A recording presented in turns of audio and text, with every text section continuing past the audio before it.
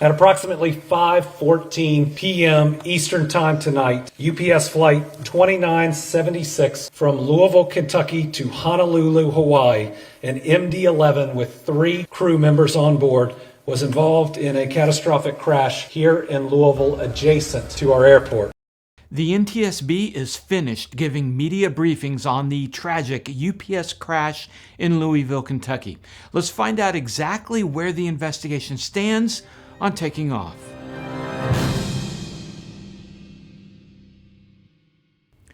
Hi, I'm Dan Milliken, and after all the breaking news and as the investigation begins to play out, let's find out where we are on the UPS 2976 crash and the latest updates, including the Emergency Airworthiness Directive, the AD, grounding the entire MD-11 fleet.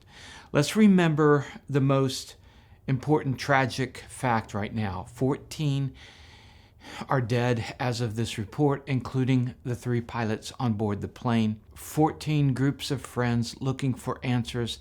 I am so sorry for their loss. UPS Flight 2976 was departing Louisville International Airport for Honolulu. The planned trip being just over 8 hours, a 3rd pilot for relief was on board. It's required for over 8 hours. The 3 pilots were very experienced and qualified.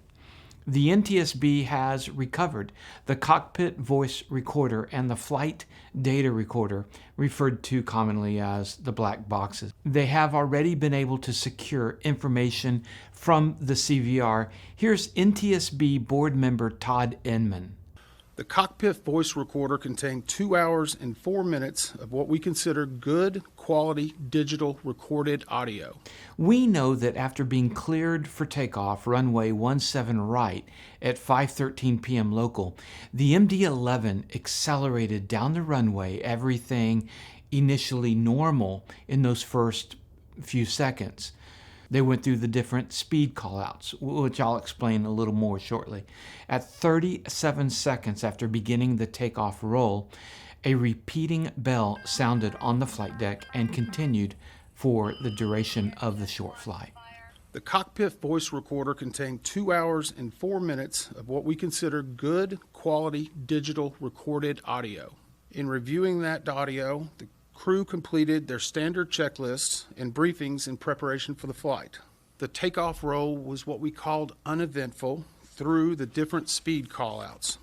The left, or number 1 engine with the pylon attached, departed the aircraft, resulting in a fire on the left wing. Of the left engine pylon was still attached to the left engine when the engine separated from the wing at the time that it disengaged from the aircraft. The pictures of the engine sitting next to runway 17 right, it's clear there's not a pylon attached, but board member Inman clarifies that. There could be damage that occurred upon its impact with the terrain. So I want to clarify that, because when we release pictures, it may not look like what someone would think that we said now.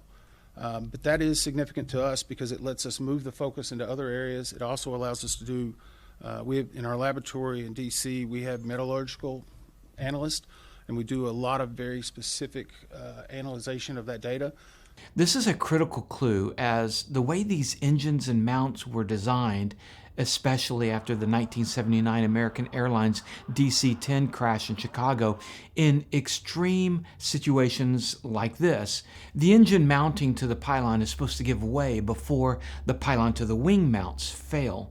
And this helps the engine separate, hopefully without causing significant structural damage to the wing. With the pylon ripping from the wing, that's generally going to be more devastating than just the engine separating from the pylon and coming off. And we also have information that the UPS fleet of MD-11s, that some have the GE engine and others actually have the Pratt & Whitney engine. All right, real quick for non-pilots, there have been comments in some of our videos about this crash of why they didn't immediately abort the takeoff and stop. Well, there's a certain speed that airline pilots calculate before each takeoff based on variables including weight, runway length, weather, surface conditions.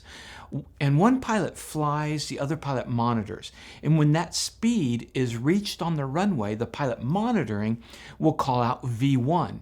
This point is the go, no-go for the takeoff. It's the point that a takeoff cannot be rejected without overrunning the runway, without bad things probably happening. Hands come off the throttle. You're committed to flying. Now, pilots can still reject a takeoff if they have strong reason to believe the aircraft will not fly, but usually an engine failure, standard procedure is to continue the takeoff. The FAA requires airliners like this to be able to take off at max weight while losing one engine. But at 37 seconds and past V1, the pilots worked the problem for 25 seconds more. 25 seconds was all they had.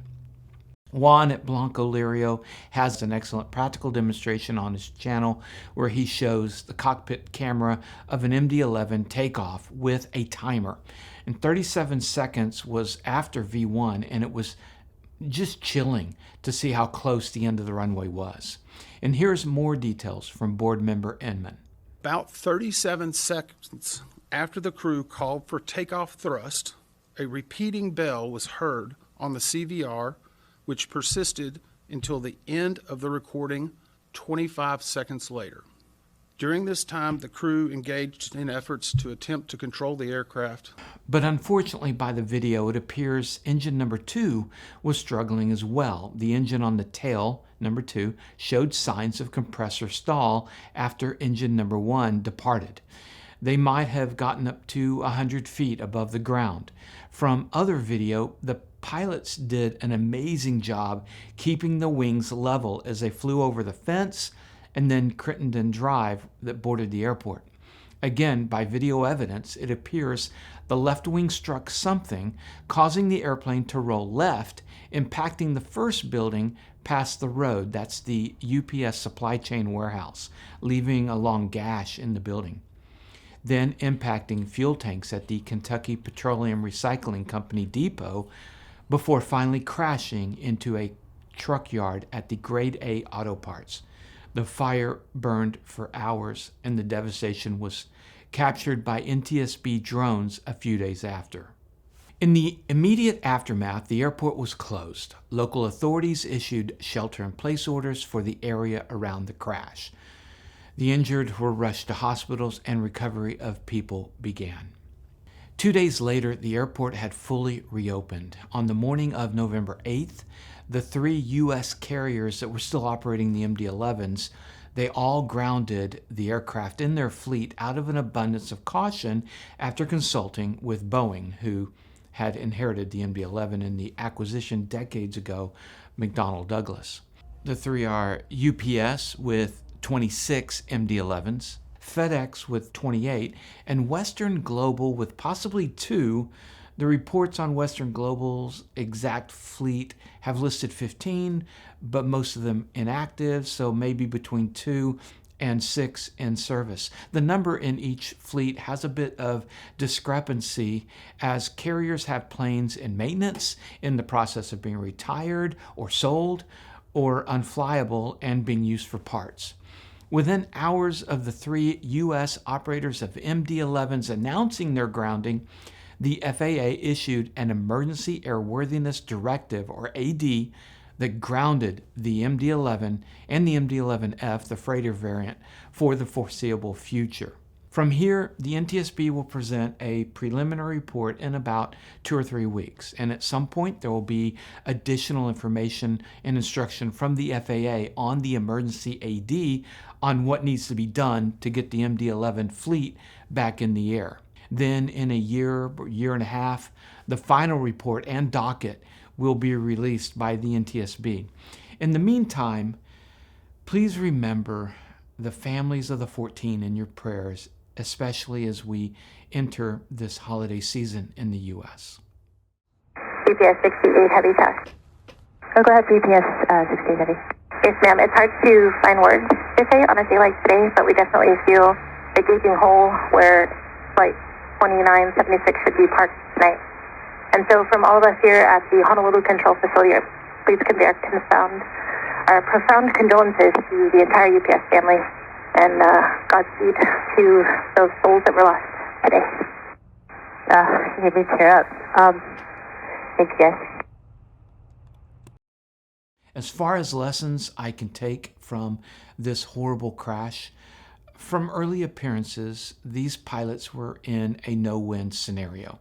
Their training kicked in as they worked the problem for those last 25 seconds. It's a reminder to train that even with a no-win situation, to keep fighting, to work the problem until you can't work it anymore, to not ever resign myself to the problem. The FAA lists resignation as one of the 5 dysfunctional behaviors. It's easy to look at this tragedy and have it in my mind that, well, there's nothing I can do. But no-win scenarios like this one are extremely rare, and I have to keep the mindset that I will work the problem. I can work the problem, and training beforehand is the best prep I can do. Doesn't matter if I'm flying or in a situation at work, at home, it all applies, and it's a good reminder. Also for me, as I researched the background on the V1 procedures, there's really no V1 for the small single-engine piston aircraft like I have. You can still abort the takeoff in the air, and with one engine, if it fails, well, guess what? You're aborting anyway. I already do a pre-takeoff safety briefing where I decide what point to reject the takeoff, where I'll put down straight ahead, and what altitude and direction I would have to achieve to attempt a turn back to the airport. But one airline guide that I talked to in this process mentioned a low-speed reject call-out, say 50 knots. And that's my moment that I could glance down and make sure specific things are in the green. And when I have a passenger with me, I'm going to have them call out 50 when I'm flying in Lola, my Cessna 210, and my response will be good after I do the check. But the lesson isn't just for pilots. Maybe you're in what looks like a no-win or a no-way-out situation, maybe at work or in your personal life. This is a reminder to take one step at a time, work one problem and then the next, but you just need to keep working the problem and don't give up. Don't resign yourself. I had a whole part 2 of this video, but I've decided to separate it. So look for that video to be out on some extremely interesting information that came to light as me and my team interviewed UPS and FedEx pilots, retired and active. And I'll put that up on the screen here after it's released. And if you can support our sponsors, I'd really appreciate that. And that's it for this video. Remember, superior judgment trumps superior skill. Take care.